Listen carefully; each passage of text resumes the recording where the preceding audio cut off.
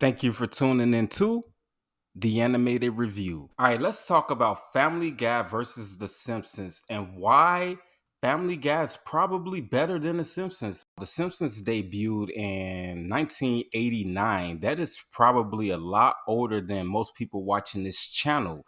And Family Guy debuted in 1999, 10 years later.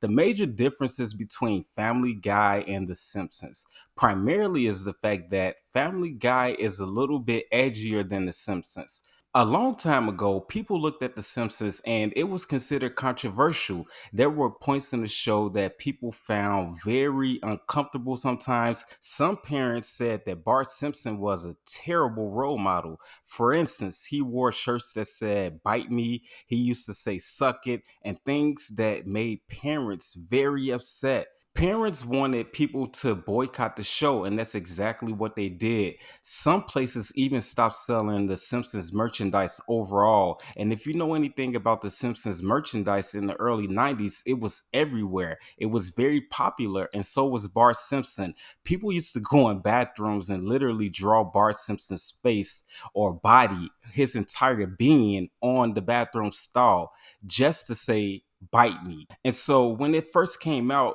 people didn't really like The Simpsons. Not everybody, but a good number of conservative viewers will say. So The Simpsons had this controversy back in the day, but little did people know that 10 years later, a show called Family Guy would take it to a whole new level. So Family Guy and The Simpsons are both considered to be family shows, quote unquote. But the difference between The Simpsons and Family Guy is that Family Guy was, like I said, a little bit edgier. You had Stewie, the evil baby with an accent that nobody can explain.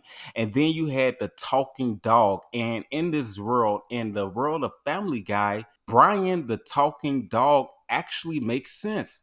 And The Simpsons didn't have that. But also, Family Guy took it to a whole nother level. They insulted everybody from politicians to celebrities. And then you have to think about the characters on the show, the patriarchal characters on the show, if you will. In Family Guy, you have Peter Griffin, and he works at some sort of beer factory of whatever nature, and he does office work. And he is relatively dumb, but he's funny dumb.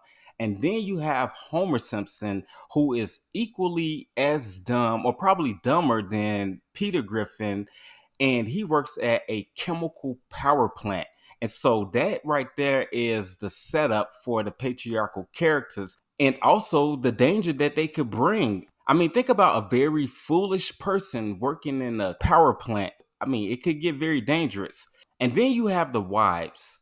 Lois Griffin is nowhere near as wholesome as Marge Simpson. Lois has been in compromising situations with other men. She curses, she fights, she's loud, angry sometimes, but she is also a caring mother and she loves her children.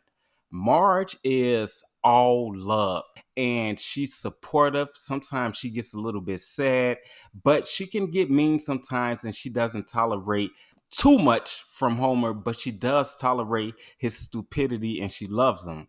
But Family Guy has the secret sauce, which is the relationship between Stewie Griffin and Brian Griffin, the dog. They go on adventures together, and Brian is reportedly the only person in the family that can hear Stewie, and maybe his brother can hear him, but I'm not really sure if that's the case. I mean, in some episodes he talks directly with Stewie, but then I'm not sure if that's canon or not. But the point is that Stewie Griffin and Brian Griffin together took the show to a whole different level. You have an evil mastermind baby who is a genius, and his name is Stewie. The opposite of Stewie is Maggie Simpson. And Maggie Simpson is not a genius. She's not controversial. She does get into some stuff out of sequence, but those are like future flashes, and those are not really what anybody would consider canon. Family Guy, overall, on a scale of 1 to 10, is the better show because The Simpsons did not do much to stay up to date with times.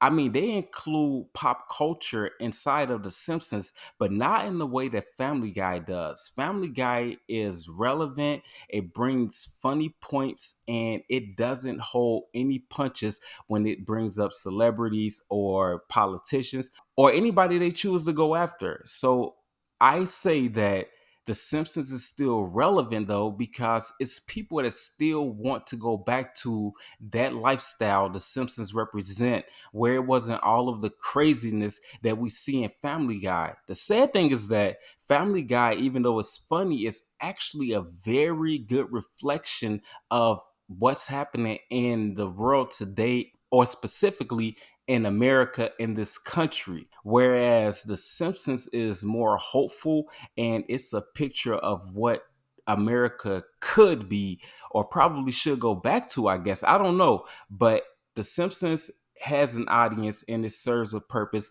which is why it's still running. And Family Guy had some trouble when it first started. I did a video on that, but it finally found its audience. And on a scale of 1 to 10, for what it's worth, The Simpsons is a 10 out of 10 to its viewers as well. But for me, the show that wins it all is Family Guy. But tell me what you think. Leave it in the comments. That's just my 2 cents. Press that subscribe button, and thank you for tuning in to The Animated Review.